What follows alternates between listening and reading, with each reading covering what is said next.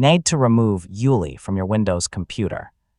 Whether you're troubleshooting an issue, switching to another launcher, or simply no longer need the application, this tutorial will show you how to uninstall ueli safely and completely.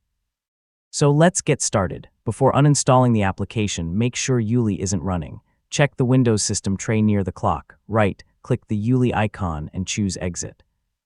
If it's still running, you can also close it using Task Manager.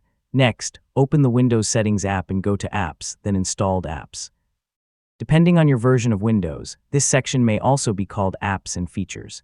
In the list of installed applications, type ueli into the search box or scroll until you find it. Once you locate the application, select it to view the available options. Click the Uninstall button and confirm your choice if Windows asks for confirmation. The uninstaller will begin removing ueli from your computer, so just wait until the process finishes before closing the window. After the uninstall is complete, most users won't need to do anything else.